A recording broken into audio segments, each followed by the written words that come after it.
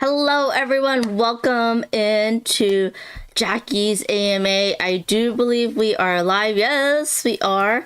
How is everyone doing? I'm Amanda Panda. I am her friend and Twitch live streamer, and I am your host for today. And there is the beautiful Jackie Fox, who you all are here to see. All of you, thank you so much for being here. If you have a question, please put the word question in all caps and then put your question. And then later on, when we get through some of the questions, I'll put it in there. Do not worry if you already put your question into the chat, you don't have to put it again. But I will let Jackie say hi to everybody. How are you doing, Jackie? A little stressed, and I am frozen on my YouTube scream. Yeah, this is what I feel like. It's a YouTube scream today. So we will see how we end up doing here. But We figured out the reason why it wasn't going live. It's a one little button that she had to push, but yes. we're still having a few issues in that I am out of sync in a couple of places when I see myself. So I'm just going to look at your questions and be answering them, and I'll just focus on that. And I think I'll Every be good. Okay, let me know if there's any issues because from my end she's in sync on everything, and it looks like everything looks good. Okay, good. So hello, Kabuki Kid. Thank you. You aren't frozen for us. Good. Okay, so good. Give me an audio video check, everybody. Do we sound good? Do we look good? Is Jackie out of sync for you all? Because according to me, she is fine. But please let us know, and then I will put the first question onto the screen for Jackie. Okay, Gil says yes. I think AB is good. Excellent, Kabuki Kid. Thank you so much. I'll put the first question onto the screen for everybody in just a minute, and then we will go through and answer your questions. Because this is an AMA, and that's what we are doing. So, by the way, I'll just tell you that part of the reason I am frazzled on my end is that I just delivered all of my part for my game Rock Hard 1977 that is coming out at Gen Con this year, which is the biggest board gaming convention in the US and the second biggest in the world. That is the weekend starting August 1st. So if you're going to be at Gen Con, you'll be able to meet me and purchase the game for the first time. I do want to let people know if you are coming to get Runaway stuff autographed, I will not be autographing anything that is Runaways related just because I need to preserve my ability to sign things and to do other stuff while I'm there. So it's going to be a hard and fast rule. For Sorry. apologies for that. Yes. Okay, so Okay, the first question, Jackie, is what do you think about the various books and movies about the Runaways? so I get asked this a lot. And I'm just going to go through the main ones and kind of give them a grade. And the grade is based on not necessarily how accurate I think they are or how inclusive, but how much they really captured what it felt like to be in the Runaways or how much they presented essential facts accurately. And I will say that every single one of these has some factual errors because I don't believe that there was any fact checking in the proper journalistic sense done on any of these. Like, I mean, when the Huffington Post article on me came out, I literally got a call from a friend that I didn't know the writer had talked to. And he said, I got a call from a fact checker at the Huffington Post, and they wanted to know whether you could really sit down at the Rainbow and have a pizza with Iggy Pop. And it's like, who cares? That's not what the article's about. But they checked every single little thing. So that was not done in the cases of the stuff that I'm going to be talking about. But I'm not really going to ding things too much for that unless they are really significant issues. So I'm going to start with what I think is the best of the bunch on the books, and that's both versions of Cherie's book. And I know people are going to be very surprised that I'm saying that because there are some fairly significant inaccuracies in both books. However, Cherie brought in, or somebody on her behalf, got great co authors And Cherie is very open about her feelings. She's not trying to hide anything as she sees it. So she was very forthcoming in her interviews with her authors. And then her authors were really good at crafting that into a story with a proper beginning and middle and end and a dramatic rise and a resolution and all of the things that you expect in a good work of literature. And so her first book that was geared toward the young adult market was especially good. There's made up dialogue in there. She has me quoted as saying something like, I feel like I'm on the last plane out of Burma. I wouldn't have said something like that at age 16. Hell, I wouldn't say it now. Um, but in spite of that, I mean, it would have been an A plus if they had just put a little disclaimer that some of the conversations were recreated or fictional. But other than that, it is a solid A. It gives you a really good experience um, about Cherie's process of developing a problem with drugs and how she got help and got cleaned up. And I think it presents a great feeling of what it was like to be in the Runaways. And then when she revised the book later, she also got a great co-writer. She was a little bit, I mean, you can tell that when she gave those new interviews, she was not happy with me and she wasn't happy with Lita. And there are, again, some inaccuracies. But overall, it still gives you a very good experience of what it was like to be in the band. So I'm going to give that an A minus. Somebody just said, what's my opinion of Lita Ford's memoir? So we'll come to that. Lita, uh, on the other hand, whereas Cherie will be forthcoming about everything, Lita does not dig below the surface. So she can't connect what she's done in her life, what she's experienced with what her feelings about that are. So she had some very, let's call it risque disclosures in her memoir, but they're just there for titillation's sake. She never says, okay, I did this thing. How did I feel about that? How did this connect into the broader picture of who I am, what my experiences were? And so it doesn't like where I read Cherie's books and I have a pretty good idea of who Cherie is. I read Lita's books and have no idea of who Lita is. Um, and I honestly can't recommend them. I really have to give her memoir a D plus. So, I think it's, but now I should say it that part of the problem with Lita's book has nothing to do with Lita. It has to do with her relationship with her ex-husband, and that she was coming from a place when she wrote it where they were in a very serious drama about who was going to have custody of the kids and who was going to have access to their kids. And a big part of her book was about that, and she wasn't able to talk about it for legal reasons. So there is that. I'm only focusing on the part that had to do with the Runaways, and it's just surface. You're not gonna learn much from it.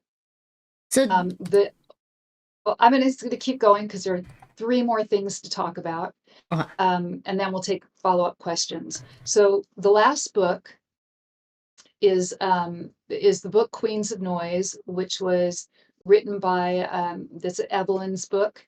She is an academic, and she did her best to get information on the Runaways that was accurate.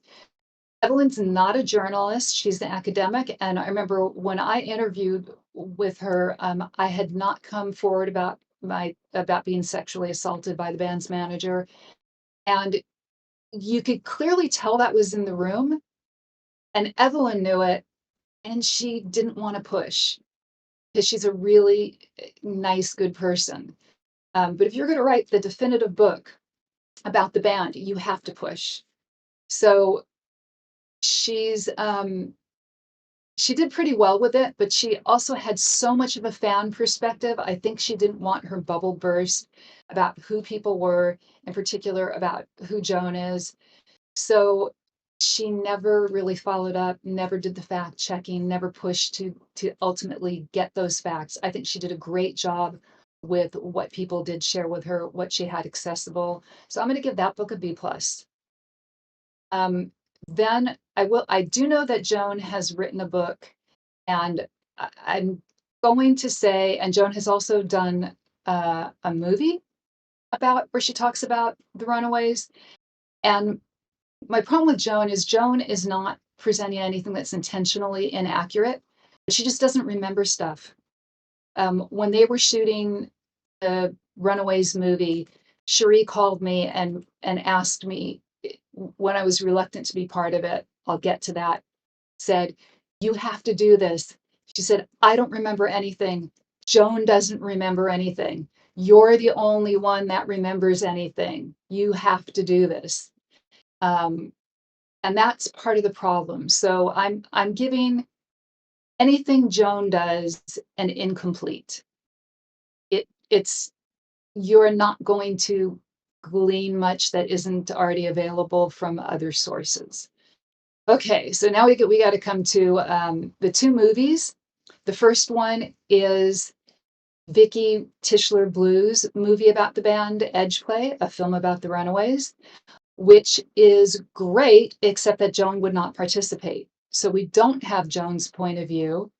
And Vicky was pushing quite a bit, I will say, from her having interviewed me. She is a great interviewer. Um, but without Joan's participation, and for that matter, without the Runaways music, which Joan blocked Vicky from using, you don't get the full picture. And Vicky didn't trust herself, I think, as a filmmaker then. So she filled the movie with a lot of background music that just distracts from the interviews there. But it's a really good window into, again, what it was like to be in the Runaways, to capture that experience, and in particular, the difficulties of being in that band. So I'm going to give that a, a B plus as well. And then that brings us to the Runaways movie, which was directed by Floria Sigismondi, who it was her first feature. She has gone on to do episodes of The Handmaid's Tale and to do some really good stuff, but she had never done a full length narrative work at that point.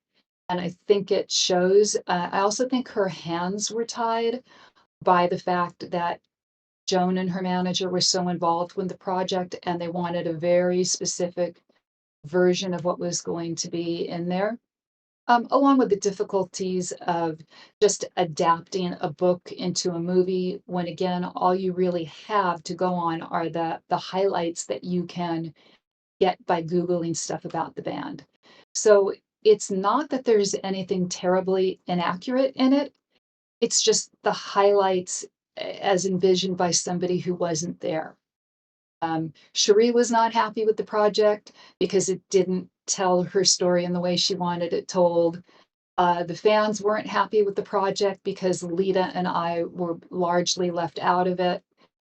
It was supposed to focus on the relationship between Joan and Cherie, but again, because you have Joan presenting an image of Joan, the rock star that she's been crafting since she was a teenager, it's kind of incomplete. I'm going to give that film a B minus. It's worth seeing, but don't take it as a full story of the Runaways. Okay, now, if anybody has any follow-ups on that.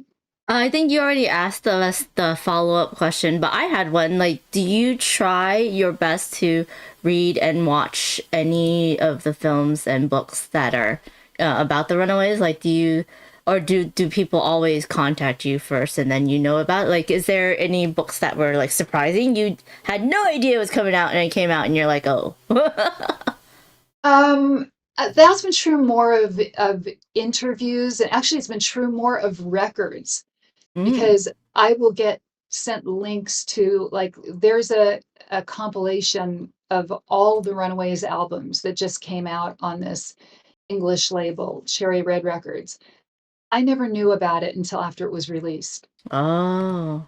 Interesting. We'll see, we'll see if I get paid on it. Not that I make very much from the Runaways. I literally have the smallest participation I think you could possibly imagine um, from a band. It's like anytime I hear Steven Tyler being very bitter in interviews about how his manager took 50% of his publishing in Aerosmith's early years, I'm just like, wait, you got a percentage of it? How'd you do that? Because we did not. Oh, So, interesting. yeah, no, I haven't been blindsided yet on a Runaways project, but uh, I'm sure I'll wake up one day and it'll be the band members without me doing a tour Hopefully not. Hopefully or not. getting inducted into the Rock and Roll Hall of Fame and suddenly deciding that they never had a bass player. That could That would happen. be horrible. That would be horrible. Okay, so speaking about bass, I'm gonna jump in and start some chat questions. Tony Great. asks, will we ever see you on stage playing bass again, and will it be old Runaway stuff? Short answer is probably not. I do play bass from time to time for fun, but the problem is that I am no longer capable of producing the sounds that I hear in my head and that I would want to play. And honestly, it just, at my age, I think picking up a big heavy instrument again would be less comfortable than it would be worth doing. But you might see me doing music projects from time to time. There's one that's in the works with some very cool, very big names. So we're trying to finish that up. The game has gotten in the way of it, but hopefully that will be out sometime this year as well. Awesome. Just pulling some more questions from the chat. Let me just go ahead and fix things real quick. Uh, While Amanda does that, I just want to let you know if we don't get to your question, it's not because we don't love you. It might just be because we don't see you or because Amanda's asking stuff that's interesting to her. Oh, and I want to, for those of you that don't know, Amanda is my friend, my partner in gaming, and a probably the person who does the most fun live board game streams on the internet. So she's going to put up a connection. Actually, why don't you plunk that in the chat right now? Put your Twitch link. yeah, just doing And this. if you ever see her guesting on other people's streams, she is a hell of a lot of fun. Thank you so much. Let's see, where did I I don't put let her that? get in much of a word edgewise, which we're going to hopefully remedy very soon. Yes. Okay, Um, so here's the next question.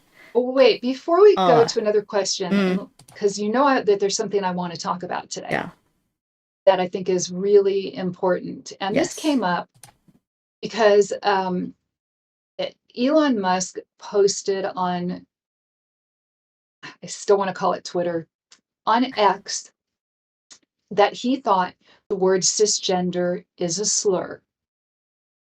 And I really had a reaction to that. And here's the reason. I think a lot of people are confused about the difference between sex and gender. And I play games with a lot of people who identify as non-binary. So I kind of think it's important to talk about the difference between sex and gender and what they are. And then I encourage you to go do further research on this. Um, Sex tends to be binary. Almost everybody is sexually male or female. There are a few, that's not entirely true. There are a tiny percentage of people that are intersex, that is, they are born with genitals of both gender or indeterminate.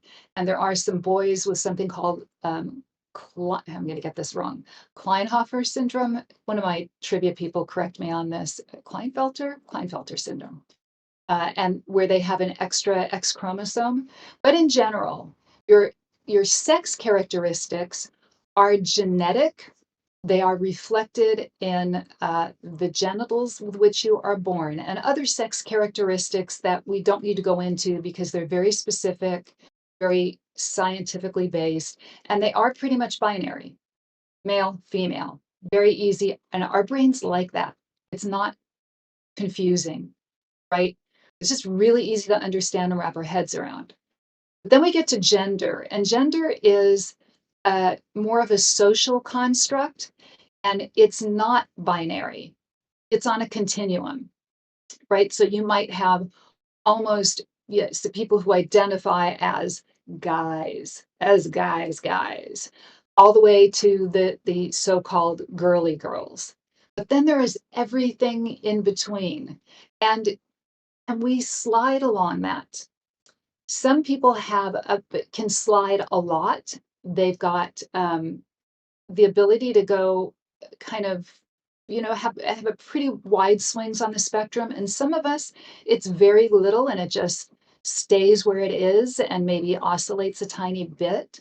Like I think if I'd been born later, and right now, if I were to honestly look at like what my gender is, I'd be somewhere in the, I don't know, maybe feel like 77% female and 23% male.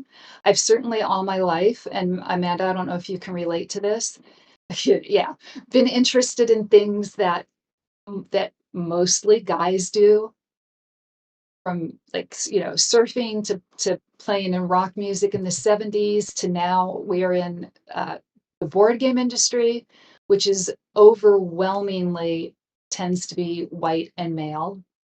And Um, and I've always been very comfortable in that space. How about you, Amanda? Those same. Um, I would have to say like there I have like swings, right? I have swings where I'm very comfortable and all my friends are male, or I have swings where I feel very uncomfortable and then all my friends are female. So it just really depends on like where I'm at and what I'm surrounding myself with. I'm one of those where I pick up a lot of different projects and skills. So I'll learn, cross stitch for a while, or then I'll do, crochet for a while, and then I'll do like board games right now, and then it's like I swing through a lot of different like projects and like interests and stuff. But yeah, like it it it, it like everyone's agreeing with you, Jackie, that your sexual preferences is very different from how Well, you that's a feel as third, gender. right? Yeah. That's a third category because you can be non-binary but date exclusively male. You can be bisexual or pansexual, but only identify as female. I mean, there are like those last two things are not binary. Your gender or your sexual or gender preference. But sex is very much male female, and we can certainly have, I mean, I know those of you who follow Cherie on Twitter know that she has been very adamant about some things on this issue, including about trans people in sports. And I think the issue of trans people in sports is a fair one for a lot of reasons. And I really don't want to discuss that too much today because I want to answer questions. But but yeah, we that is something that is a legitimate area of discussion. Man, I really don't want to touch on anything political today. Let's just have some fun. So, what else we got Okay, questions so the wise? next one I do believe that you had me put up was, what's your feeling that the producer chose Emma instead of you to compete at the 2019 TOC as Larry Martin's replacement? Oh, right. So, if for those of you who are not huge Jeopardy fans, Jeopardy, if you win 5 games, you get to compete in the Tournament of Champions. If there are not enough 5 game winners when they decide to call it and have that tournament, they will put in the 4 game winners that have won the most money. The year that I won 4 games on Jeopardy, it was the James Holzhauer year. And rather than putting the person who had won the most money on the 4 game to fill out the 5 game winners, they skipped over a whole bunch of us and picked Emma Betcher. I'm not sure I'm pronouncing her last name right. Who was the person who finally knocked James Holzhauer out after his amazing award winning run? And people ask me how I feel about passed over. And I'm going to tell you, I don't feel bad because I wasn't the next person on the list anyway. I think Dave Luffler, the retired cop, was next, and I feel worse for him. So if they were going to skip over people in order to put somebody else on the program, Emma was a fine person to pick. I kind of wish they had, instead of promoting that matchup, put Dave on, because he's older. And I think the person who asked that question also asked if I would ever go on a second chance tournament if they were to go back as far as my year. Um, and the short answer is I don't know. Being on Jeopardy is one of the most fun things I've ever done in my life. I also know that I'm starting to be slow on recalling things, even stuff I know pretty well. So I don't know how well I would do. So I would have to think about it. Where did that question come from? That was a Reddit question. You have because Yes, that was a Reddit question. right now you're no longer on X or Twitter, right? What current social media platforms can people find you on? Mostly Facebook and Instagram, and I also post about my game regularly under the games entry on boardgamegeek.com. If you don't know Board Game Geek, it's kind of the IMDb of board games. And there is an entry for Rock Hard 1977, and down in the forums, I answer questions there. I interact with fans of the game. So that's another place to follow the game part of me. Instagram, I tend to use for art stuff.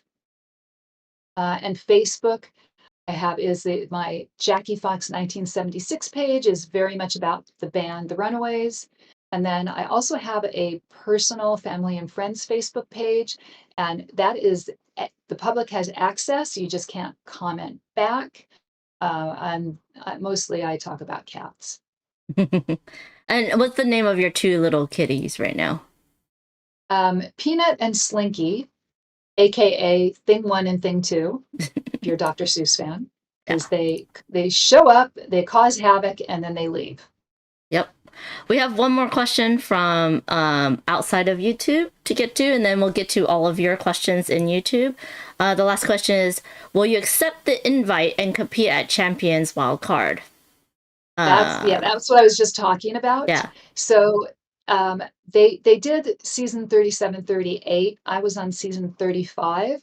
They'd have to go back a couple of years earlier, and the reason I don't think they will do that is A, there's no writer's strike to contend with. Mm.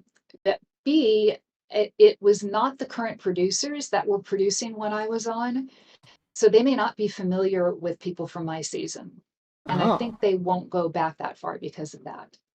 interesting. Interesting. Okay, let me just pull up the next question. Um, yeah, if you have questions in the chat, we'll try to get through as many as possible. But the next question is from Christopher. Why didn't you play on the first album of the Runaways? Here's what I think is what I believe to be the real answer to that question is that our manager, who was also producing that record, had just raped me.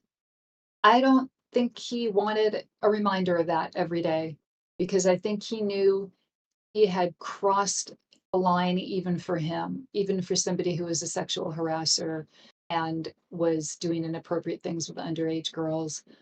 Um, I was one of the things I would like to have asked him before he passed, and his antenna were so up before he went, and I think he knew I was going to ask him uncomfortable questions, and he just avoided me. So I don't know, but um, that is my best guess. The next question is from Michael. Hello, welcome. What was the hardest Jeopardy question you had to answer? Well, okay, this is not actually the hardest question. This is the easiest question, but it's one that I missed because it was when I had my hypoglycemic episode. I got to tell you, my dream category it was the works of Mozart. I know a lot of you know me for playing rock and roll. but I also really love classical music and opera, and I am in particular a huge Mozart fan, and find his life interesting, brief as it was, his works fascinating. Um, I got my dream category, Final Jeopardy. I was going to lose that game anyway, but at least I was going to go out with a perfect record in Final Jeopardy. And I was so low on blood sugar, I could only read two words in the clue, and it was final and Mozart. And I came up, my brain correctly provided me with the info. Mozart's final symphony was the Jupiter Symphony. So I very confidently wrote down, what is the Jupiter Symphony? And I'm looking down at my answer and I'm going, this is a really hard question for Jeopardy, for non-TOC Jeopardy. And then I'm looking back trying to read the question again, and it's just not registering. And as I'm reading it very slowly, time runs out on the question, and it finally dawns on me, the question was actually, what was Mozart's last work? And in the middle of Alex like revealing the answers, I mean, I did a palm smack and I went, duh, it's the Requiem. And Alex just glared at me. And they cut that out of the broadcast. They It's don't fun. cut a lot on Jeopardy, but they cut that. That's interesting. Tony actually reminds everyone that it's Mozart's birthday today. So what an apropos question. Answer to There we your go. question. Yeah. So the next question is, and we are going to jump around between like board games and Runaways and Jeopardy and how the rest of her life just. I'm trying to do it in order, so we'll do that. Christopher asked. Oh wait, nope, that was already asked. Sorry for that. Jared asked, "How involved with the music were you besides just being a member?" Oh, we wrote songs together. I mean, as much as anybody was. Difference being that there were some songs that were written by our manager and Joan Jett because he was not, I think, because he wasn't attracted to her, and there wasn't going to be any weird stuff that he found Cherie very difficult to deal with. He didn't really want to deal with me for the aforementioned reasons. Lita was kind of had some anger issues. Sandy wasn't really much of a songwriter, so he ended up by default he didn't play an instrument himself. So if he had any ideas for songs, it was more comfortable for him to sit down either with Joan or with the entire band. So, and then Interesting. he would just decide who would get songwriting credit, regardless of who wrote the song. Oh, that's interesting. He would say, like, you had to have contributed to the song, but he kind of made it up. He cut the original basis pre any records that the Runaways did was she wasn't called Michael Steele at the time, but Michael Steele, who later became the bassist in the Bangles, I think really wrote a couple of the early songs and got her name cut out of everything. Oh, that's horrible. And again, this is one of those mystery things where Michael made a reference in a book on the history of punk rock about basically Kim coming on to her in a way that she found uncomfortable. And then she was really let go of the band in a very underhanded way. And we'll never know because she just now will not talk about the band. Yeah. So there are a lot of casualties of this individual. Yeah.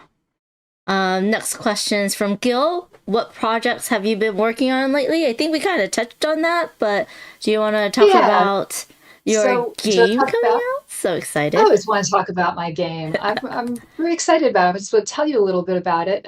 You play one of 10 characters in the game. The characters are quite diverse, and they all have different little special abilities. You pick one, and you take that musician from being a band just starting out with a manager and a little bit of talent, and you're trying to build yourself into being a big rock star with a record deal and playing stadiums. You hang out at night and you meet different people, gain various advantages. So it's kind of a little strategic, very tactical, and very entertaining. That's coming out in August.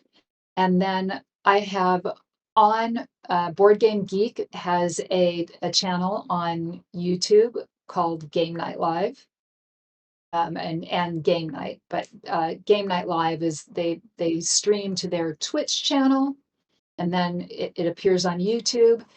And I wrote two narrative adventures set in the 80s world of big hair metal bands and very Spinal Tap-esque.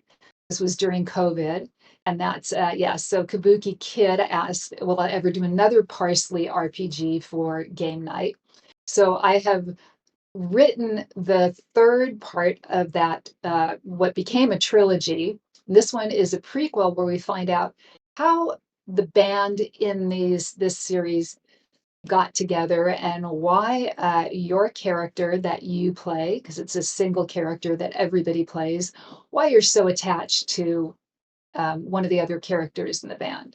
So it's a lot of fun, very puzzly, and I'm just finishing up the script because it needs a script. It needs a game master to read it and to take players through it. And that's almost done. And then I'll see about getting that published. And then there's the music project that I alluded to, which is it's a video for the YouTube channel Mikey and his uke. That's UKE, short for ukulele, in which Mikey takes a fairly well-known song. He tends toward punk songs, but sometimes goes outside of that. Will play a few bars on his ukulele, shake his head, and then it's basically well-known musicians that aren't the original artist doing a cover version that almost inevitably kicks ass. It's really fun. I found out about it when I saw that Kathy Valentine was playing bass on a cover of Cherry Bomb, one of my band songs. So then I ended up getting in touch with Mikey. He asked me to be involved in a project. I sang some backing vocals on a cover of the Go-Go's Head Over Heels, where Belinda Carlisle was also singing backing vocals, and punk rock singer Alice Bagg was doing lead vocals. That was a huge amount of fun. So I've put together for him a cover of the Dandy Warhol's Bohemian Like You. And I will just say there are some very famous musicians on it. And we are trying to get that finished up and coordinated with everybody's schedules so we can get some video from everyone. And then that's going to hopefully be out this year.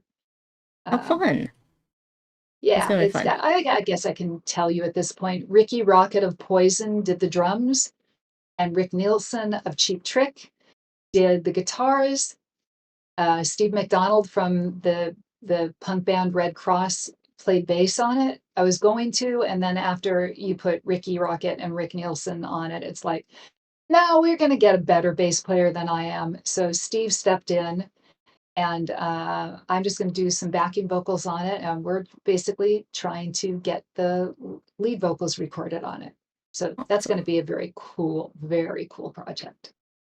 So, do you still play bass like in your spare time? I know you were saying you might have played bass on this one, but um, like, do you still have a bass in Yeah, your house and everything?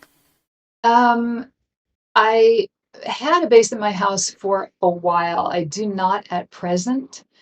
It's like it's just why give myself the temptation when there's so much else that I need to do.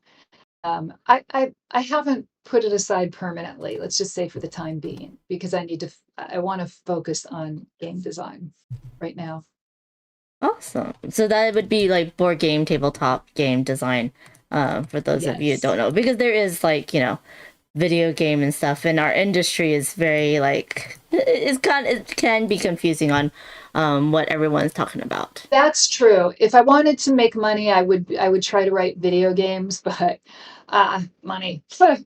Because I really like tabletop games because they do slow the world down a bit, and especially board games, there's a tactile component to it and a sound component that is gentle, and it puts you face to face with people, generally without devices. So it's a break from that constant notification, notification, notification, check my email, check my socials. Yes. Kabuki Kid said, how dare you deny your musical neutering? No, she's not. She's not because she made a board game about being a musician and she likes to play different board games about being musicians as well. So it's not completely out of her And I life. do some music videos, so Yeah, you there know. you go. Yeah. So the next question is from Haley. What's your standard hair and makeup routine in the Runaways days? I'm such a You're, 70s junkie. a lot of this depended on who I was sharing a hotel room with and how much of a bathroom hog they were. Both Lita and Cherie were bathroom hogs. Joan and Sandy were not. So back in the day, my hair looked better when it was a little bit dirty. So I tended to wash it after the show, not before, because it would just get frizzy and fly away when I started to sweat. Whereas Lita always had to have the perfectly clean hair to go out and toss on stage. And um, you didn't go into the bathroom when Cherie was in there. She was putting her makeup on by herself, didn't want anybody else in there. Um, Joan was pretty chill about it, although she spent a lot of time putting her makeup on. I just got the first time we had makeup put on by a professional makeup artist, I had her teach me what to do, and I didn't put on a lot of crazy makeup. You can see I still don't wear very much makeup. I've just never been terribly into it, so I've kind of learned whatever was fast and I had time for. That was my entire routine. It's still your routine, right? Yeah, pretty much. Which is fun. I cheat a little in that. Well, I can tell you this. So I during COVID, I or pre-COVID, I got asked to be in a documentary for Sky Media in the UK about sexual assault and harassment in the 70s and 80s music scene. So I kind of reluctantly agreed. And then COVID came and handed me the perfect ability to get out of it. But I'm very much, I try to keep my word and I try to be on time when I say I'm going to be somewhere at a certain time. That's why you saw me freaking out in the chat. Amanda experienced it. I dislike being late. I get really stressed out. Um, what the hell was I talking about? I also get easily distracted. Amanda, what were we talking about? We were talking about your hair routine and how you are kind of Oh, actually, so yes, so this yeah documentary I was doing. yeah you're I was this was during the Delta wave. They actually ended up finally getting their permits to be here, and I thought I'm really going to mess them up if I back out. I have to do it, but I would not go into a salon even. So my hairdresser came to my house and he changed what he did with my hair. I don't know why. He decided he was just going to do some highlights, but not with bleach. And when he got done, I looked in the mirror and my hair was bright, like bronze. It was the color of a penny and it was horrible. So his solution was to run back to the salon, get more of that, actually put more highlights that color in, and then tone the whole thing down. And somewhere in the process of doing that, he fried my hair. And it wasn't immediately apparent how bad it was. And it kept getting worse and worse and worse and worse. And I went and did an episode of Game Night. And when I showed up, uh, it was just, I remember Lincoln looking at me and going, "Oh, you've changed your hair." And his look on his face was one of a horror. So it's the damaged part is grown out down to just below my ears now, but it's still really damaged. So I have to get keratin treatments every once in a while to keep it from just being the horror from outer space. I mean, come on, So y'all. She looks good anyway, so don't even. But yeah. And if you don't know, Lincoln and Nikki are the ones who run the Board Game Geek live shows on their Twitch and YouTube channel. The next okay. question. Uh huh. Okay. What is the next question? Frank says, who's from Netherlands, thank you for being here. I was wondering why the European tour in '76 was cut off after the UK shows. Do you know? Um, yes, I do know. Speaking of hair, hair is the reason. So back in the day, all right, there weren't easy adapters for using blow dryers from the US and the UK. So hotels would provide them for you, but not in every room. You would have to go down to the front desk in these, inexpensive hotels in the UK, and you would leave a £5 deposit, put your name down, and they would give you the dryer. And then when you brought it back, you would get your deposit back. So I don't know exactly how this happened. A couple of things happened. One, some of the girls in the band, I was not one of them, were collecting keys from their hotel rooms as souvenirs because they had read in an interview that Robert Plant of Led Zeppelin had done that, and they thought that was cool.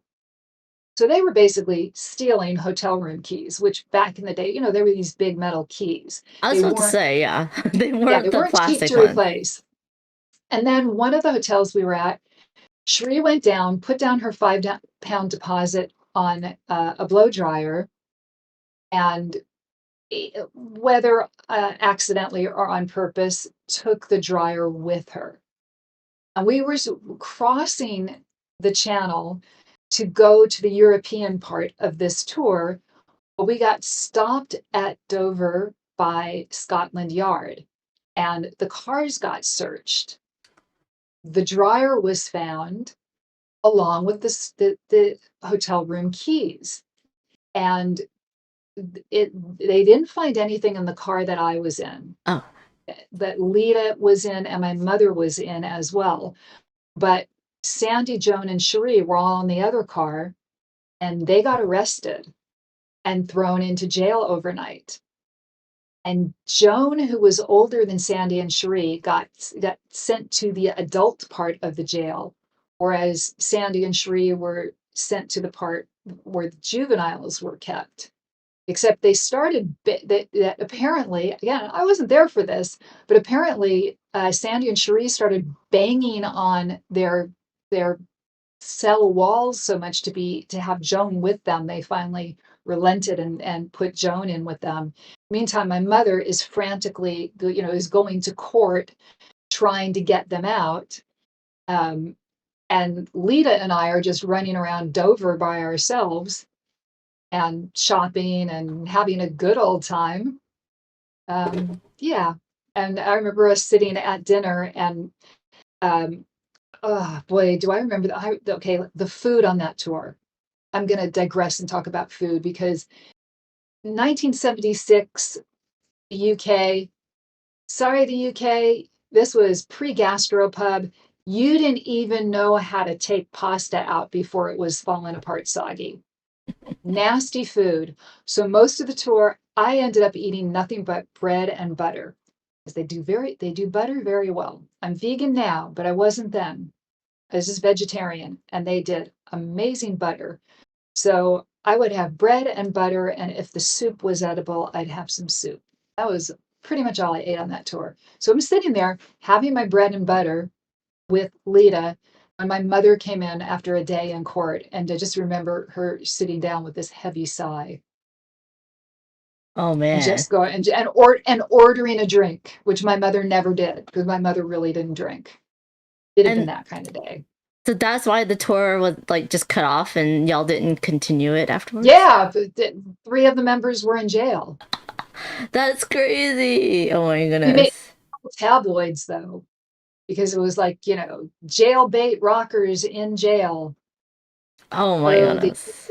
the UK tabloids loved us. Oh, that's crazy. That's crazy. Okay, well, there you go. Seth asked how come there was not a VH1 behind the music special for the Runaways. And if you're too young and doesn't know what VH1 was, maybe you want to explain that, Jackie. I'm going to explain it for people who are too old too. Uh, VH1 was the second video channel after MTV. It was supposed to be a more adult oriented one, but it quickly went the way of just doing 1 hour. I think they were 1 hour specials, maybe 1.5 hour little mini movies about behind the scenes. So that, yeah, behind the music is what it was called. And pretty much every behind the music was, here is this band and they were doing so well, they were getting really big, and then drugs, and then the band falls apart through infighting, and some of them get rehab, but a lot of them, this stuff was shot before rehab, except for the Quiet Riot one. The Quiet Riot one ended up just being about what an asshole Kevin Dubrow was. So that was a different type of episode. So the Runaways probably would have made for a very good behind the music, but I don't know if we were ever approached. Maybe we were too old and at the time obscure a band. Maybe they approached Joan's manager, who just said, "Nope, you may not do this." I don't know. There you go. Okay. So Mickey asks, what Runaway song are you the most proud of writing? I think I would probably say Hollywood, because it was a pre-existing track that had very sing-song vocals and really bad lyrics that just were nonsense. And it was kind of a na na na, not a terribly good song. And Joan and I wrote that in the studio right before we recorded it. We turned it into a rock and roll song. And it's got a great bass line on it that I'm really proud of. It also has, infamously, me, and it is me at the beginning of this track shouting, "Hey, Foxy, come here." If you want to know where my Instagram handle comes from, my Instagram account, when I created it many, many years ago, was just meant to be a lurker account. And I don't know how, man, you guys are good at finding me on various socials, no matter what name I use. But on Instagram, I am Foxy Cmere, Cmere. And that is why. Yeah. I had no idea, Okay, but no, no. and Yeah. I want the next question to not be about the Runaways. It can be about Okay. anything Let else. me let me find one for you then. Okay. My cats are circling me, by the way. They're thinking about food. All these, let's see. Oh, here's one. Here's one. Robert asks, since you studied law, do you practice, and if so, what do you center on? I just sent my retirement notice to the California bar, and I have never been so happy. Okay, so the California State Bar, you have to be a member in order to be a lawyer. Even if you're inactive and you're not practicing, you have to keep sending them money. If you ever don't, you are, if you ever, first of all, they just slap big fines on you. If you ever formally withdraw, the only way to get back in is basically to petition the court, take the bar exam again, and start and your continuing legal education ethics stuff all over again. So they have you. You are their prisoner until the day you decide you are not going to practice law anymore. So I finally sent my read between the lines letter to them. And I couldn't say, "Hey, F you, California bar." So I drew little hearts all over it and flowers. And I did keep a copy. But I was very, very, and smiley faces. I was so happy to be sending it. But before that, I practiced entertainment law for several decades. And I I may be writing a book on law. We will, that proposal is out there. So we will see what happens with, Awesome. and then that will be the next project. Actually, it's a book on law for tabletop game designers. Yeah. Okay, so real quick to your childhood, what kind of music did you listen to as a young girl? I got very lucky in the music that I listened to as a kid because my parents were it really loved music. And so they had everything from Tom Jones and Engelbert Humperdinck to like Creedence Clearwater Revival and rock bands that were around in the early 60s to Broadway musicals. So I Oh, was exposed to a lot of music. And then when I got into junior high school, my best friend's father, we never figured out why, had access to all of these, oh God, eight track tapes. For those of you kids, eight tracks were the predecessor of cassette tapes. They were really big. They looked like kind of giant rectangular slices of toast size, only a little bit thicker, a little bit bigger. But if you imagine a cassette that size, kind of like a video cassette, but without the tape in it going that way. And they were terrible because the each of the eight tracks only held a certain amount of music. So they would cut the song off in the middle and then just you'd have a click over to the next track and then the song would pick up. And sometimes they would bleed through, and especially on the bootleg ones. And we were teens, we did not understand the concept of bootlegs. So we didn't know that we weren't getting actual things that record um, companies had released. And you would hear two songs at once sometimes, but we got everything. So I think some of the first stuff that we got was Black Sabbath, Neil Young, or two that I remember very early on, Neil Young's Harvest. And so I can tell you that the first rock song I learned to play on guitar ever was off of Neil Young's Harvest. It was The Needle and the Damage Done. And then the second song interesting. I learned, because it was the law, was Stairway to Heaven. There you go, y'all. There you go. Okay, so we will. I'll try to ping pong us back and forth between Runaways and other I questions, so would that like Jackie to doesn't get bored. I would like to stop and ask Amanda a question. Okay, go And ahead. Amanda, so you do all of this tech stuff for me so that I don't have to worry about it and think about it. Um, what made you want to become a content creator? It started 3 years ago, a little over 3 years ago. I was moderating for a lot of people on Twitch, and this was just the start of the pandemic ish. And then one of the people I was moderating for had a birthday, and people were like giving him money, and I'm like, my birthday's coming up, but I don't want to ask people for money. I don't want them to give me money weirdly.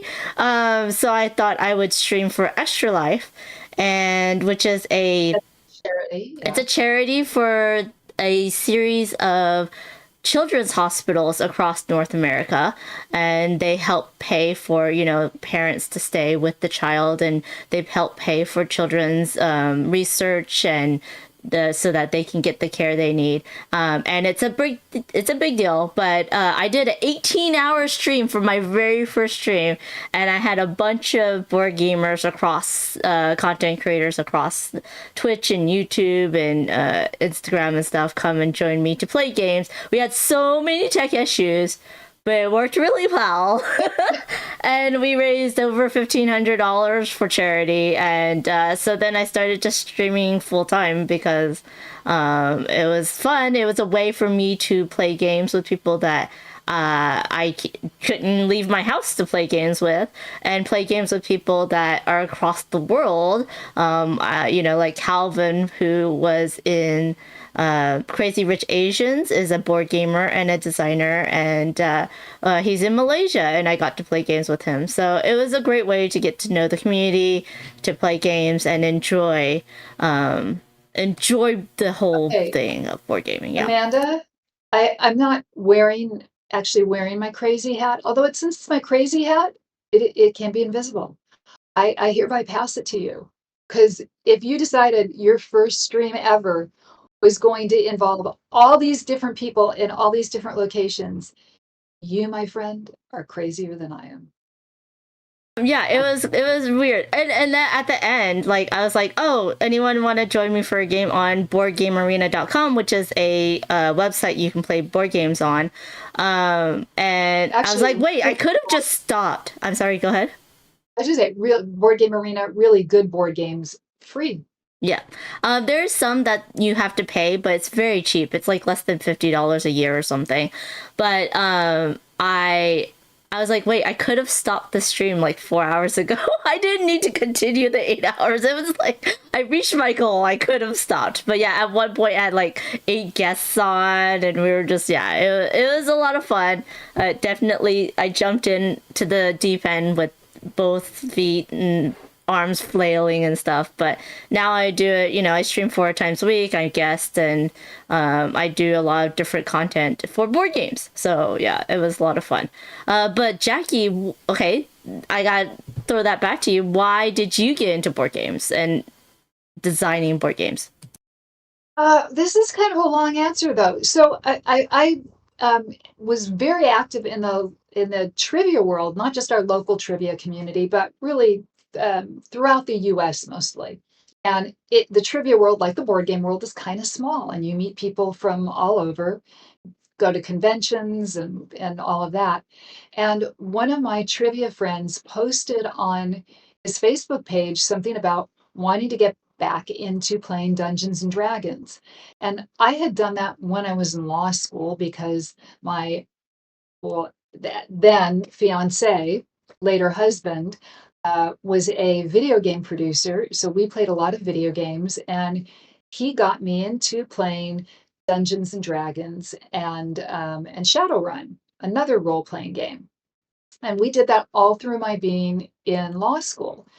So I was sitting there and I was thinking, that sounds like fun, but I haven't played in so long. I'm going to need somebody to hold my hand. And I looked for a meetup near my house for D&D, and they had one, but it was like come prepared with a level 8 character that so like I don't know how to do that. But up when you search for a D&D meetup, what came up very close by was a board game meetup. And I used to love board games as a kid. So I went, you know what? That sounds like less prep required. I'll just go and see if I like that. And I walked in, played 3 completely different types of games, and absolutely fell in love.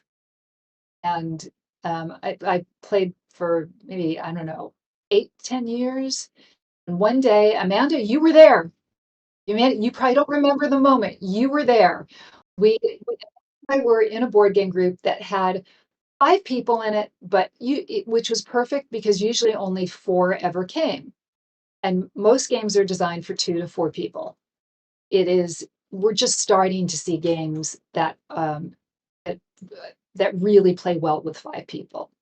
And I didn't own any of them. So we were having trouble finding a game that was the type of game we were all willing to play and that would play 5 people and not be too slow. And it just didn't exist on my shelf.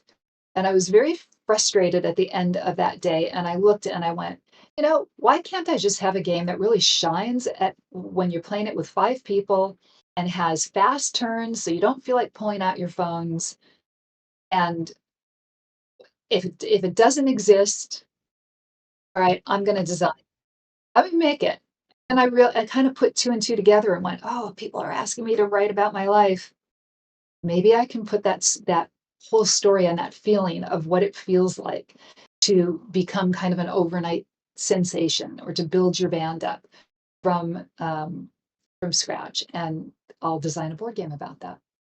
Little did I know how hard it is to design a board game and how long it takes. Seriously, you can make a movie in less time. Uh, it's 5 years since I started. So yeah.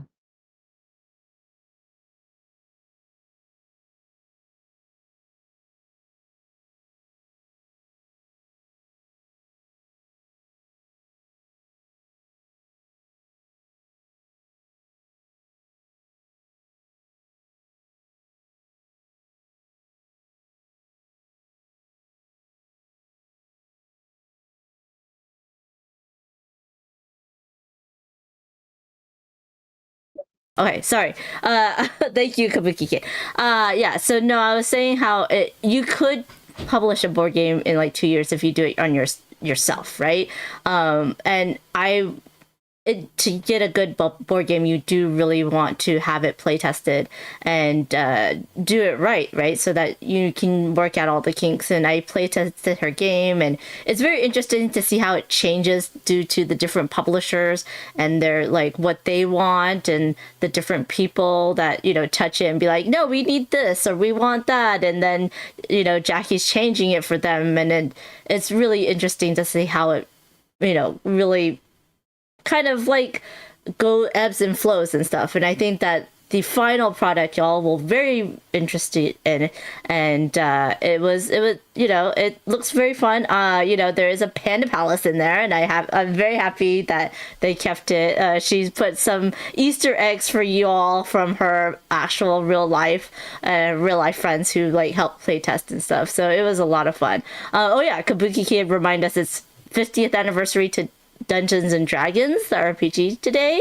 So hello, welcome. Wait, Congratulations to Mozart D&D. and Yeah. D&D share birthday. Mm-hmm. I can if D&D had existed in Mozart's time, I have a feeling Mozart would have played D&D.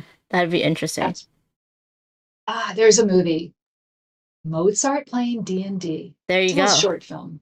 There you go. Oh, Okay, new project. that'd be fun to play D&D as Mozart. Like you should, Oh, historical yeah, figures playing historical, D&D. yeah. Like someone Oh could my be God. Joan of Okay. Arc, right? And then we have Mozart, and then we can Oh have yeah. Mother Teresa just to see how it really worked. That would be Okay, hilarious. new project. Yeah. No, I think Mozart would be like I just want to hear Mozart going, fireball, fireball. We'll continue on the board game question real quick. Michael, who's been in YouTube and around board game YouTube a lot, says will Rock Hard be on Board Game Arena? That will depend on the actual publisher. Actually, I think. Not up to me. Yeah. But Mark says, besides Gen Con, where will your game be available? So around the same time as it is appearing at Gen Con, it should be available on Devir Games, that's Devir, on their website for direct sales, and it will also be in retail outlets that cater to specifically to board games. So if you have your friendly local gaming store, it should be there. And that is the booth that Jackie will be signing games and will be selling games. If you do decide to go to Gen Con, check out Devere Games. They have a lot of very fun games. They have a lot of light, small card games, all the way to a Mozart actually themed game. We do have a Mozart themed game in which you're trying to complete Mozart's Requiem. I just when that game came out, I went, okay, I know the publisher I'm taking it to. And my sales pitch was, Oops, sorry. and apparently they agreed. It's all right.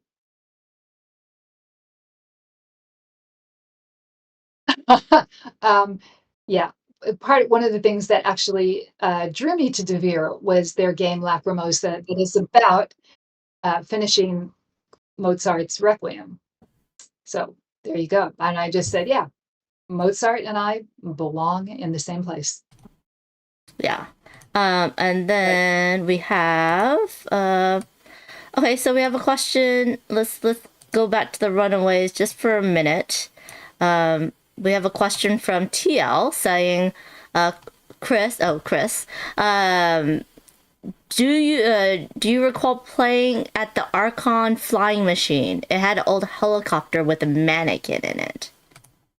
I do remember that gig. And if I'm not mistaken, is that the one? No, I think it was one in Wisconsin that had all the old arcade games.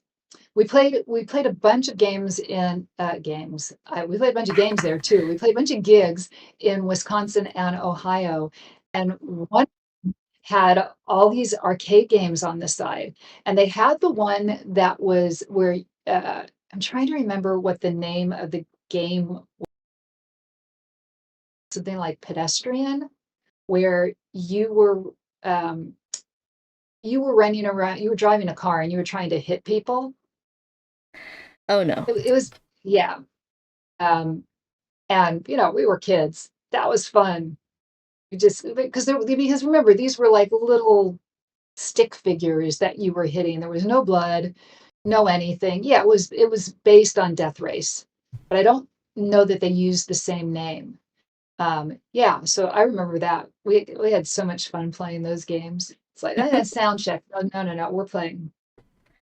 Speaking of like, arcade video games, Baby War asked, did you ever enjoy playing the old games off a Super Nintendo console back in the 80s? Oh my God. So, yes, I think I spent almost as much time. I mean, this is the thing about being engaged to a video game producer. We had a regular Nintendo, a Super Nintendo. We had a Genesis, and a regular Sega. I think we had an Atari. I know we had at least 5 different consoles in the house. And I still remember the night that my now ex came home and handed me a copy of Lemmings.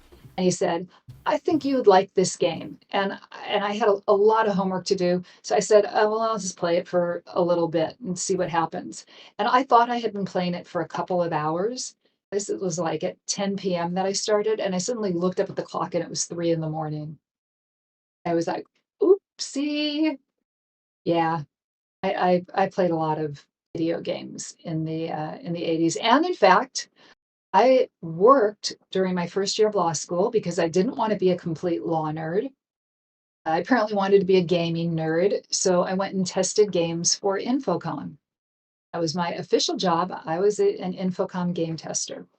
Unfortunately, the game that they put me on was a game version of James Clavell's Shogun, and it was a great book when it came out, but it was not a very good Infocom game. That's cool. You were playtesting video games before. Yeah. Oh, that's really awesome. Um, Edla asks, what do you miss about the Runaways? Well, I miss the camaraderie with the women in my band, which probably sounds really funny because we don't get along. I don't think any of us really get along anymore. Um, but we did at the time, despite being very, very different. And there's something about when you are really doing something together where the world is kind of against you and it makes you band together with this common cause. And there's really nothing like it, especially when you're young, which I think is why so many of these, kids battling superheroes, Stranger Things kind of shows resonate with people so much. It's because that's what we want. We want to work working together to correct the injustices of the world. That's awesome. Um, so Salvatore asked, do you still play any of the Runaway songs? So I know, like, we know that you don't play on bass, but do you still listen to any of the Runaway songs? Um, I do once in a while, mostly because I will go onto our old videos to interact with fans sometimes. It's something that I don't think anybody else in the band does. And I'm kind of belatedly really, well, I mean, not belatedly because I've always been appreciative of our fans, but I'm appreciative of the fact that we have a whole new generation of fans who's never had a chance to interact with us. So I like being able to go and talk to, especially, I mean, to older fans who were there first time around, but also to teens that are just discovering us. So that is really exciting for me to kind of, just realize that this band that I never thought was going to have any kind of legacy actually does have one. That's so awesome. So, like, you are going to be signing board games at Gen Con. Um, just like leading into Andrew's question, like, will you be doing any signings for Runaway stuff? Andrew asked, will you ever consider appearing at the Chiller Theater convention in New Jersey? Shiri was there, so was Sandy. I'd love to see you there and get a Runaway album signed. Yeah, I'm actually been trying to see how I can get to Chiller because I think it coincides with PAX Unplugged, which is I think the second or third biggest board gaming convention in the US, and it's one that is very big for new games and is at the beginning of December, which I think is around when Chiller is. So I might see if there's a way I can combine the two if they don't actually outright conflict. The problem is you're gonna see what a mess my office is. So, but there are these two. Can I get them without? I don't think the cord on. Wait, we Oh, can. oh, are we getting a kitty Cat live cam. feed? We're getting, There it yes, we're getting some is. cat cam, Cat a little cam. backlit, but there are the little monsters. And they are such little monsters and so destructive that I really only trust my next door neighbor to take care of them. And last time I was gone, he said, well, I was over today and the giant scratching post is in the middle of the hallway. That must have been a team effort. And when I came home from that trip, let's just say the rubber gasket from the garbage disposal was in my bedroom. Um, yeah, the scratching post was in the middle of the hallway again. They're little monsters. Yes, they're cute, but they are monsters. So I can't just have any old person come in and take care of them, and I can only impose on my neighbors so much. And they also But are kind of scared of other people, so it's kind of hard to oh, have other they're people. basically feral. One of Yeah. them, it wouldn't let me.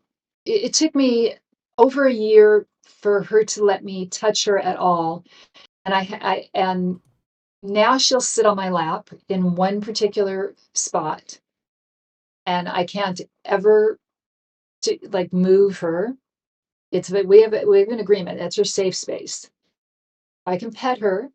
She's in charge. Yeah, they don't really like other people. Yeah. So this is an interesting question. Adam asks, were you really on the dating game and what happened? I was on the dating game, and here's the best part of it. I was on one of the episodes that Pee Wee Herman appeared on. Sadly, he was not one of my bachelors. He was one of the other girls' bachelors. Um, But that show, I never intended to be on. I had a roommate at the time who was a booker for the show. And her job was just to go find contestants, potential contestants, and get them in. And she had a quota. And she came home one night and she said, I haven't made my quota this week. I need to make my quota. Can you please, please, please, please go in? It's like, doesn't matter. You don't have to be on the show. Just go down there. Yeah, audition. So I went in and I was like, I have done my job by being here. When they called me up on stage, I just mouthed off. Like I didn't care. I mean, I wasn't being mean. I was just being funny. I was like sort of making fun of the bachelor's questions and just having fun with it and being silly and making sure I did not get on. Little did I know. As soon as I jumped off the stage to leave and be done with the dating game, they ran up to me and they said, "Oh my God, you were amazing. We're putting you on. When can you meet with the show's writers?" And I could have walked away, but I was very much a yes person, so I ended up on the dating game, There and you go. it was not nearly as fun as the audition, and I never got my Norma Kamali bikini, which I'm still pissed off about. Hey, anybody from Norma Kamali watching, please don't send it to me now. I don't think I can pull off bikini. I mean, you could wear it inside the house or like in a private hot tub if you really wanted I to. oh, yeah, it's this tiny little lavender, barely painted on thing that I would have looked awesome in 1980, but There you go. But not now. nah, Um, I think you could send me a bathrobe. Somebody wants to send me there a you go. bathrobe. There you go. She loves bathrobes, so that I now do you love know. bathrobes. William asks, should the Runaways be Yes. elected? Yes, you would go. Oh, absolutely. Come on. Nice. You have this band that went out and is still influencing teenagers today, has never been out of print, influenced a ton of other musicians, and just the downstream influence is so strong. 10 years ago, I would have said, "What are you smoking?" But for asking that question. And now I see the influence that we've had. And, there's no I also it also has come out, I had been told years ago that Jan Wenner hated who edited Rolling Stone and ran the Rock Hall of Fame, that he hated the Runaways, and he worked very hard to keep us out of the magazine, and if somebody suggested nominating us, he just squashed that thought right away. Now we know how he feels. He did that horrible interview in which he made disparaging remarks about the intellectual capacity of women and Black artists to talk about rock and roll on any kind of intellectual basis. Um, and he had plenty of opportunities to clarify himself, correct himself. He got himself kicked out of the Rock Hall of Fame because of these comments. So um, now I kind of look at that and realize, with everything that we had against us, the fact that we are still being that influential and moving people is kind of like, yeah, maybe we should be there. And if the band was inducted, I don't, that's such a huge if. Let's worry about that if and when that ever happens. Y'all can, write to the Rock and Roll Hall of Fame and see if you can do a green what's it called? You know. They actually do a fan vote and have started inducting one fan selected artist. So it's not impossible. Yeah. I'd There you like go. to do it before I'm out there going, "I'd like to thank the Academy. Oh my Somebody goodness. get me my phone, please. This standing's hard." Sorry, I don't know why whenever I do my old lady impression, it's like Southern old lady, but Yeah. probably from cartoons. Yeah. One last question about the Runaways before we switch topics again. William asked, how did your parents feel about you joining the Runaways? And if you had a teenage daughter, would you allow them to join a band or go on tour? Okay, let me answer the second part first.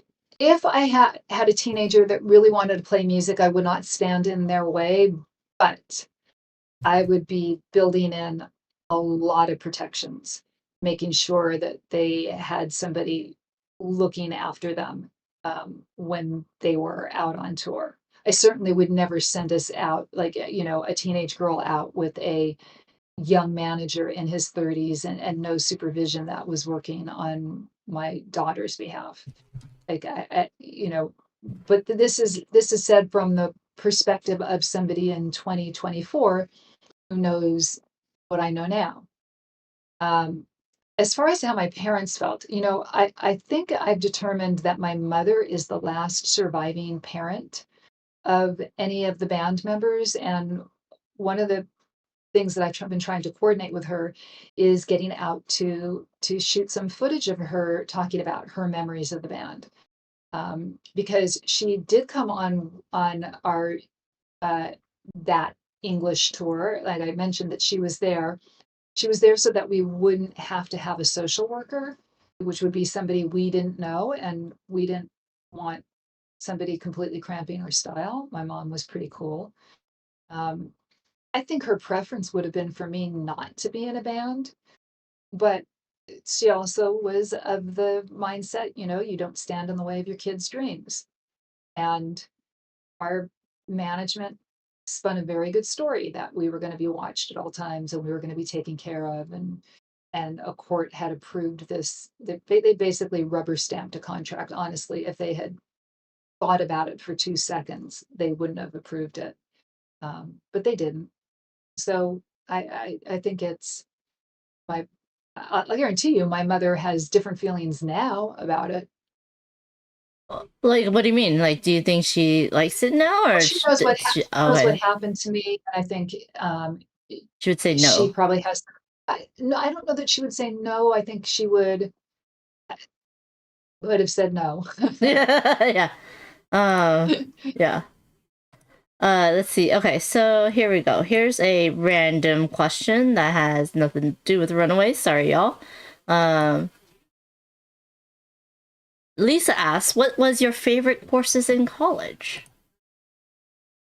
I had so many. I'm one of these people who loves learning stuff, and so it's like easier to answer which courses I didn't like because I liked so much. I took a class in Italian in acting in Italian. So we did one act plays and short plays in Italian. Um, so we did Sei personaggi in cerca d'autore, and I got to be and I insisted, even though it was a voice that was meant for a man, on playing the part of the director. And I still my favorite thing to say is I would say like uova spezzatura. Uova spezzature, just scrambled eggs. It literally means beaten eggs. It's great. Italian's such a wonderfully descriptive and beautiful language. I loved my classes I took 2 quarters of calculus for scientists and engineers. And I loved the mathematical precision really appeals to me because there's no opinion. There's what you can prove and what you can't. And I think maybe my favorite course was advanced Advanced law? um, logic. Oh, logic. That makes sense. Logic. Yeah. And I took really bizarre stuff on like expressing natural language as Boolean algebras, which was therefore computer programming kind of stuff. I love that stuff too, and just all my linguistics classes, which is what I majored in, and learning how to kind of describe what it is language does. Like we were doing early research for what has become large language models. Oh, So that's yeah, interesting. it was all really interesting to me. Sorry, I just got probably really boring to everybody, but No, no one says that. I can Y'all don't go. say it in the chat. She is a nerd. If you didn't realize I am a that, nerd. she's a big I'm old nerd. also, if you didn't realize it, on the autistic spectrum. So I can go down, I mean, I can sit there on Wikipedia and just start clicking through on links and go down a rabbit hole. And I can spend 2 hours doing that and be completely entertained. I think a lot of us can have gone down a weird online rabbit hole. So, um, yeah. Okay, so the Yeah, next question is, sorry, y'all saw me. I forgot to turn it off, add some questions and stuff. But Mel asks, will you write a memoir? I'm not planning on it, but I'm not like, oh, I would never do that. It's just the stuff that's interesting to me, it's like so a good memoir has to take you on a journey like any work of literature fiction. It's got to have you know the inciting event, and then the, that logical rise, and then the fall, and then the redemption arc. And I don't think my life falls cleanly into that pattern, so it's very hard to structure it, um, because I am somebody that is I've always thought about this. The really great musicians, like we're talking the Eddie Van Halens, the Randy Rhodes, are people who can, when you learn something, right, you're unless it's something that you're never going to be good at, your your first learning bit is you learn a lot very quickly before it starts to plateau. And then you hit a certain level where your gains in ability are just they're incremental. And if you have that personality where you can do the same thing over and over and over to squish out those little incremental gains, you have a chance of becoming one of the world's greats. And then if you're someone like me, it's like, okay, I'm pretty good at this now. What else can I do that I've never done and I don't know anything about? And I'll start with something new. So um, I feel like I've done that with music. I did that with law. I've done that with trivia. I'm not quite there with board games, so we'll see what happens. Am I going to have that staying power to get better and better at board game design and knowing all that it entails? Um, I don't know. I may get to the point where it's like I've got a few games out there and under my belt, and I decide I want a different challenge. I don't know. The periods are getting longer and longer the older I get. So we Awesome. see. Yeah. Let's see what I have queued up. MS asks, um, Je peux parler un peu de français, mais j'ai oublié tous. yeah, responding to Bernard in the chat. I am. I I was did. trying to Google Translate and then respond to him. So apologies, Bernard. Bernard said he's sorry that he's a bit late, but he Yeah, would love if I would speak French, there you go. Okay, or so speaking of French, or like, to know if I still understand French. how Yes. many languages do you know? I have studied at one time or another Spanish, Italian, French, Latin, Greek, and Japanese. Oh, well, and very briefly Swahili. But that was unfortunately the year that I wanted to take Swahili. It was at 9 a.m. every day, and I had a job that where I got off work at 2 a.m. So that was just not going to happen. Yeah. If I had known that it was going to be offered at a later time the following year, I might have waited. I actually really love the sounds of Swahili. They're really cool. Interesting. Okay, so the next question we have, and we are coming there was a lot of questions in chat, and I'm sorry y'all that we won't be able to like go through all of them, and I'm trying to pick ones that was not on the previous two AMAs, but here's one. MS asks, do you think that the Runaways merit a TV series, like a film reboot or something? Who would you like to portray you? Oh, I don't know because if we're talking about being teenagers, you need teens to portray you. Like I would have a few years ago, I would have said Millie Bobby Brown Mm. would have made a great me. And now she's too old to play me in The Runaways. But Oh, I yeah. thought like when that first season of Stranger Things, I thought there is somebody who could play me and completely channel who I was at the time and get that. Also, I did see a question in the chat, Amanda, that somebody just asked. The Shaq's Crusty Toes, nice. Um, asked when was the last time I talked to any members of the Runaways and did I end on good terms? And I will say the last time that I spoke to anybody in the band, I talked to Cherie for her birthday. I called her and we had a rather long chat. And it's, Cherie and I have had our issues and we see the world very differently. But I called her to tell her just how like I'm really proud of her for the fact that she has although not ever becoming uh as huge as Joan, she is still out there making music and people are still paying to see her, and she's done this continuously, and I think her music is better than ever. So I called to wish her a happy birthday, tell her how proud I was, and then we talked a little about other things, and I think where we left it is we're never going to be friends, but we don't have to be enemies. And my feeling about all my bandmates is we went through something really intense at a really young age. And we were, we had somebody who was very manipulative and very good at being manipulative, really setting us against each other. And unfortunately, that stuff it's still programmed in there. So even if we know that that was done to us, it's very hard to move past that. And um, we're not going to be friends.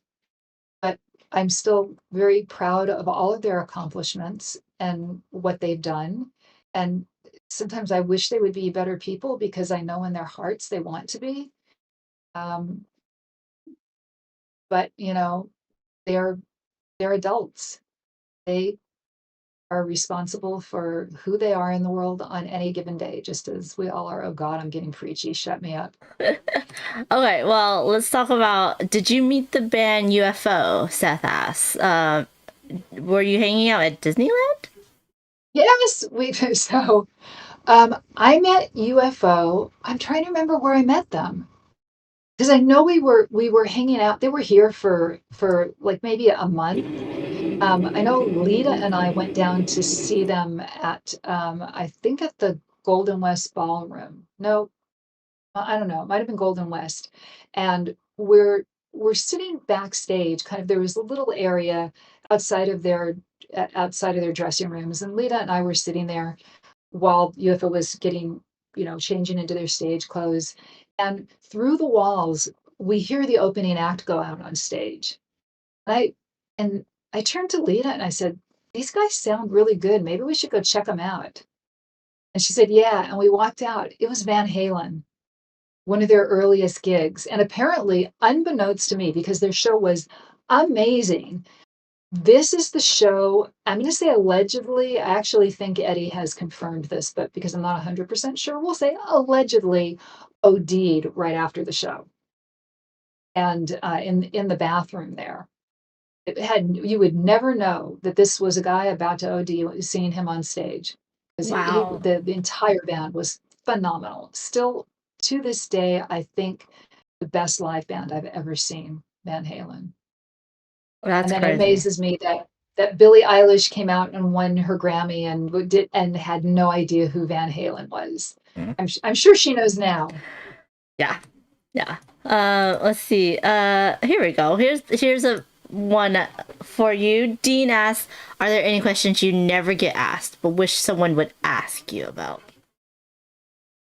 Um, I always wish somebody would ask something that is not related to any of the expected topics. Like one of the AMAs, somebody asked if I believe in God. And I got to go into a really interesting discussion of that just because it was unexpected. So um, I am going to challenge everybody right now because we only have about 10 minutes left for this AMA. But if somebody wants to ask something unexpected, I would Here's love to end on that. Well, Rob asked any books you've read recently that you can recommend, and we haven't talked about really like just your Yeah, random books. I will tell you the best book I have read in years is Demon Copperhead by Barbara Kingsolver, which is a great book, even if you haven't read David Copperfield. If you have read Dickens' David Copperfield, it's especially amazing because she channeled every single one of these dozens of characters in David Copperfield, which was Charles Dickens' most personal book.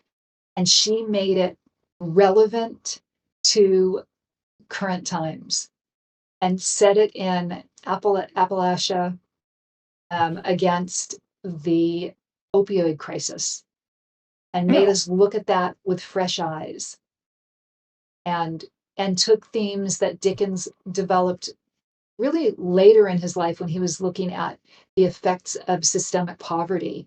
And she puts that into Demon Copperhead. And it's just a great book. And it was probably one of the worst discussions I ever get in I belong to two book clubs. And bad discussions are ones where everybody agrees on the book, especially where everybody likes a book. And everybody loved Demon Copperhead. So we didn't have very much to talk about except for the mapping from David Copperfield onto Demon Copperhead. And most of the people in the book club hadn't read David Copperfield, so that wasn't even much of a discussion. But it is a great book. there you go. There you go.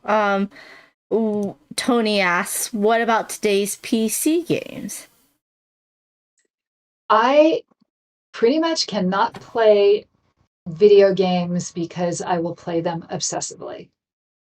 So uh, I just don't because it's very bad for me. I'm bad enough. I've been playing Derek Porter from Board Game Geek asked me to be on his stream and play Blood on the Clock Tower.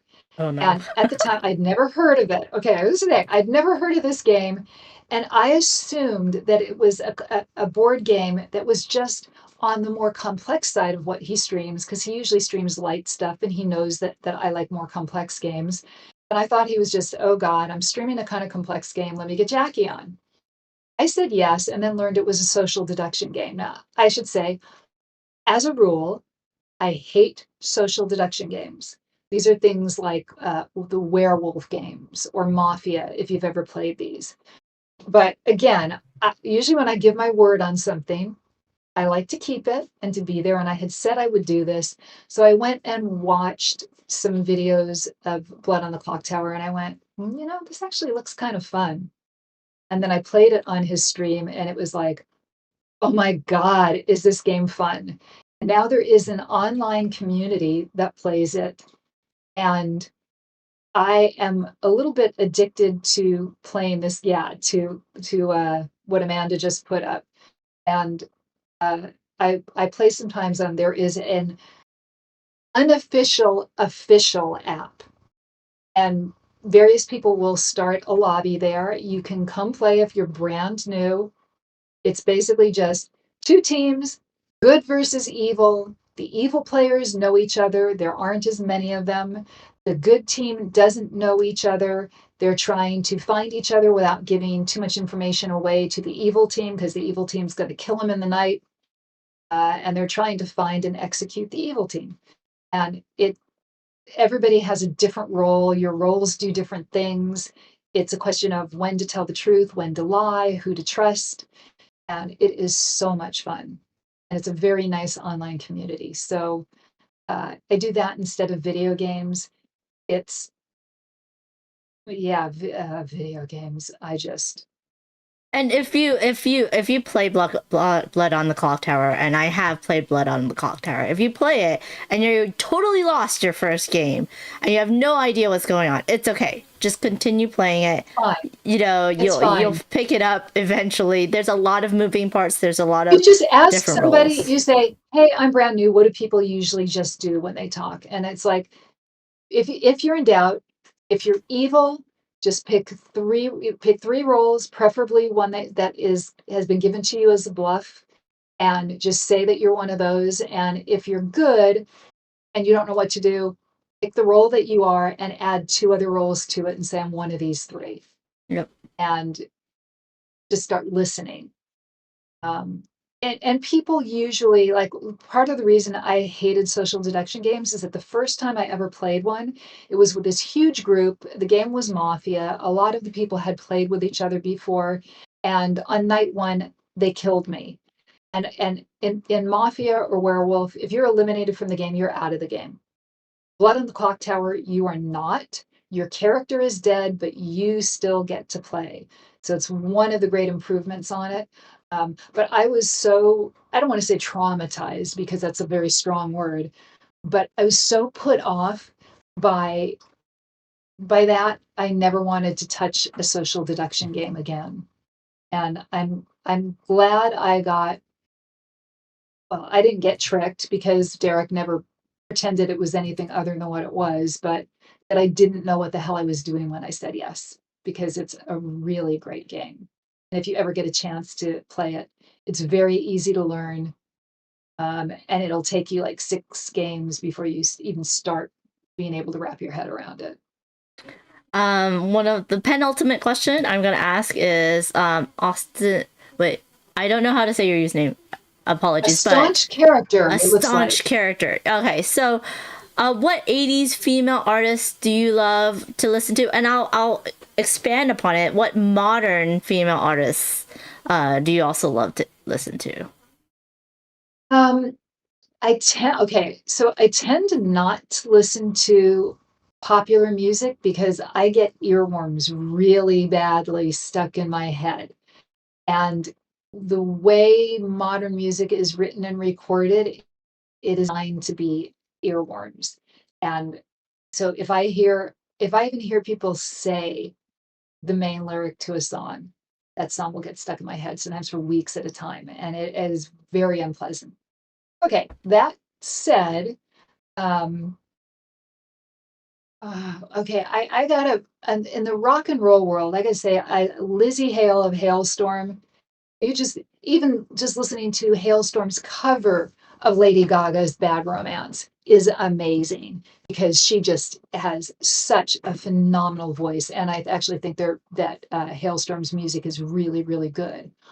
On the '80s part of it, the '80s was when I went back to school. So it is probably the biggest hole actually in my musical listening life. Um, but I did quite like the B-52s, which had 2 women in it with very different voices, and I thought the B-52s were doing something that hadn't really been done at that point. I also loved Maria McKee of Lone Justice. Like I said, my musical tastes are pretty varied. And so Lone Justice was on the side of country, but kind of pop rock country. And Maria McKee was just phenomenal. Awesome. So So yes, there is a lot of questions in the chat that has not been answered. Jackie, will you go back and answer them later, or are we saving them for another AMR? AMA? I think maybe we'll carry them over for another AMA in a couple of months. And yeah, let's So do you'll have to that. come back and ask them again. But we're gonna end on what Jackie loves. The weird random Yes. questions. Oh, What's your idea of the concept of order versus chaos? Which leads into cats, because cats are the epitome of chaos. Um, oh my God. This is you're gonna give me this question on a 1 minute question? Oh no, mhm. this is a 2 minutes. lead-in question. Next AMA. I cannot talk about order and chaos in 2 minutes. I can't I have it's funny. I will though say I have a high tolerance for chaos in my home and my atmosphere. So my house is just a mess. I'm a total slob. I hate putting things away. I hate doing it. But the problem is, once I start imposing order on something, again, I cannot stop. I will do it obsessively. So when I set out to reorganize a closet, it gets organized. And for the next 3 weeks, maybe a month, it is beautiful and magnificent. And then it all goes to hell. And I think one of the things I love about board games, just to finish on a board game note, is that board games are this little world that I can impose order on without a whole lot of effort. And I do find ordering things very calming. So last night I was stressed out about this stream and I started cleaning, which is, some of you can probably relate to stress cleaning or stress organizing. So I do that, and I think that's part of my attraction to games. You're finding the order in a system, imposing some order on it, and it isn't permanent. It doesn't have any real consequences in life, and you get to walk away. And you get the ultimate order because you get to put it away however you want. Yeah, So there, there you take go. that game. Take that. All right. Yeah, Well, I would like to thank everybody who joined today and everybody watching later. It means a lot to me to be able to share a little of my life with you. And we'll do another one. And I hope to meet some of you in person at Gen Con or somewhere down the road. yeah. In the And I'm putting meantime, the links into the chat. Oops. What did I do? I'm putting the links into the chat. If you do, the next place you can find Jackie is at Gen Con, at the Devere booth. So both of those links are in the chat. And then also, please do go and follow her Instagram for more like up-to-date information about her board game coming soon. And there's your and we'll end close of out with closeout the cat cam. with the cat cam. Yes.